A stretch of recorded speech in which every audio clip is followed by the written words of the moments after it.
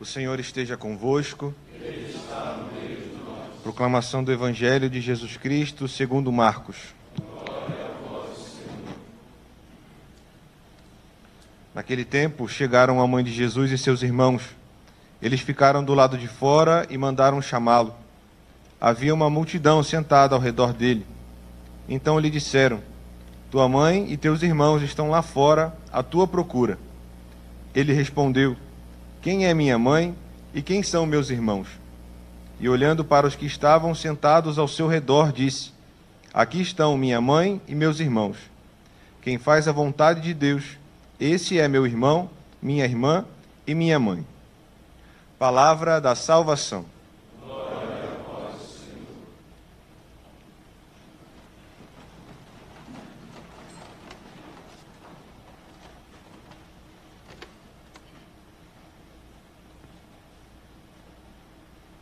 Queridos irmãos bispos, queridos irmãos e irmãs, nestas duas leituras há a questão do espaço. Parece um detalhe entre tantos aspectos lindos e importantes que ambas as leituras nos referem, mas há a questão da espacialidade, da qual nós podemos partir, porque David conduz o povo neste longo e festivo cortejo, mas depois coloca a Arca da Aliança, a Arca do Senhor, no centro da tenda. Também Jesus, nesta narrativa de Marcos, está falando com a multidão em seu redor. Quer dizer, a multidão naquela fala coloca Jesus no centro. Então, é sobre o significado do centro que gostava de fazer minha breve meditação. Nós sabemos o que significa o centro. A palavra grega, centron, significa aquela agulha do compasso. Nós temos de fincar na página ou fincar na terra a agulha do compasso para encontrar um ponto de firmeza. E depois o compasso pode rodar, pode desenhar, mas o ponto da agulha tem de ser um ponto firme. Na vida de todos os humanos, tantas coisas são móveis, tantas coisas se alteram, porque a vida é composta de metamorfose e de transformação. Olhando para nossas próprias vidas, quantas mudanças nós vivemos já. E, contudo, numa existência móvel, peregrina, metamorfoseada como a nossa, há um centro. E é daquele centro que a vida se estrutura.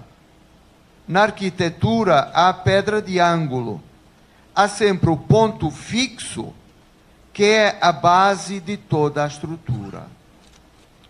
Hoje, no mundo contemporâneo, o centro é ameaçado. Quer dizer, o centro do humano é disputado.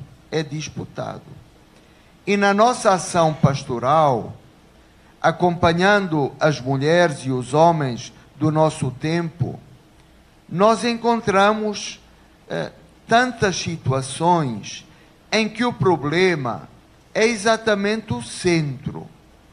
O que você traz como centro na sua vida? E nós vemos que às vezes o centro é uma ferida. No centro da vida está uma ferida, está um golpe, que a pessoa não consegue mais digerir, com o qual não se consegue reconciliar. E é aquele nó que justifica a agitação, a insatisfação, a inquietude, a noite em que a pessoa vive. Às vezes no centro está a ambição. A ambição que se traduz, na maior parte das vezes, em coisas materiais. E então todo o afã, toda a visão, todos os sacrifícios, mas também todas as alegrias, estão no ter. Estão no ter. Não há mais centro para lá disso. E nós sabemos que numa época muito materialista, em que o mundo é descrito como um mercado, em que no fundo a economia tornou-se o mais alto do topo das ambições humanas, então nós podemos imaginar como o centro se tornou muito problemático. E quando vemos também os limites da vida social, quando percebemos, por exemplo, o impacto da desigualdade e da pobreza no mundo, a gente pergunta: o que está no centro? No centro não está a pessoa humana, no centro não está Deus, no centro é colocado o ter. E muitas vezes nós vemos também que no centro está colocado o eu, o próprio eu. Por insegurança ou por dificuldade de discernimento, é muito fácil que o centro seja ocupado por si mesmo, por aquilo que lhe dá prazer, por aquilo que corresponde ao seu sonho, à sua idealização. Mas tudo isso não passa, no final, como explica e insiste o Papa Francisco, num exercício de autorreferencialidade. Uma parte significativa do nosso trabalho pastoral é discernir qual é o centro e ajudar a curar, ajudar a recentrar. Porque quando a pessoa não está no centro certo, ela vive descentrada, Então, neste trabalho de acompanhamento, de caminho espiritual, uma questão decisiva é, de facto, o que é que nós colocamos no centro. David colocou no centro da história do povo de Deus o Senhor, a sua aliança, a sua presença. Jesus coloca no centro a vontade do Pai, a realização da vontade do Pai. Esse é o centro. Mesmo quando chamando para fora, do lado de fora, isto é, mesmo quando convocando momentaneamente para a exterioridade, estava sua mãe e seus familiares. Ele não deixa de afirmar a prioridade, que é o centro de realizar a vontade do Pai.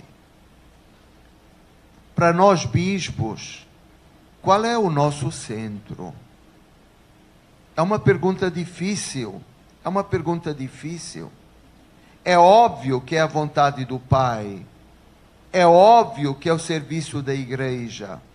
Mas depois, se nós queremos ser honestos, é muito fácil colocar no centro tanta outra coisa. E coisa que aparentemente vem mascarada de virtude. E coisa que até ninguém pode dizer que é má. Em si, até uma coisa boa. Por exemplo, construir uma catedral é uma coisa muito boa. É dar acolhida para o povo de Deus, é criar Mas, se a construção da catedral se torna o centro do coração do bispo, ele também, de certa forma, fica descentrado. Isso é só um exemplo da nossa vida pastoral. Papa Francisco, neste ano de 2004, que antecede o ano jubilar, determinou que seja o ano da oração. Então, o ano da oração é também o ano para descobrir ou redescobrir ou relançar o seu centro interno. Aquilo a que damos verdadeiramente a prioridade. É interessante que algumas catedrais muito antigas têm desenhado na parede um labirinto penitencial que os fiéis, os peregrinos, faziam nas peregrinações ou no tempo de Quaresma. E aquele labirinto é o símbolo da nossa vida, dos nossos afazeres, da nossa vida ofegante, de agenda sobrecarregada. É aquele labirinto. Mas no centro do labirinto está Jesus. Nós não podemos andar às voltas sem ter um centro. E sem ter claro que esse centro é a realização da vontade do Pai. Mas uma realização que não é apenas um fazer, é uma verdadeira relação, é uma verdadeira contemplação, é um verdadeiro radicar-se nele, viver dele e partir dele. A Igreja é muito desafiada por Papa Francisco a partir claramente do centro que é Cristo. E se nós nos tornamos todos mais cristológicos, com maior capacidade de partir de Jesus em cada dia, a Igreja vai transparecer verdadeiramente como seu sacramento, como seu sinal, como sua presentificação na história de cada um dos nossos irmãos e na grande história. Vamos pedir a Maria, que escutou isso de Jesus, Quem são minha mãe e meus irmãos? Aqueles que põem Deus no centro, aqueles que têm no centro a vontade do Senhor. Esses são minha mãe e meus irmãos. Maria escutou isso e seguramente no seu coração concordou com isso. Que ela nos ajude a conformar a nossa vida e a assegurar a vitalidade do nosso centro.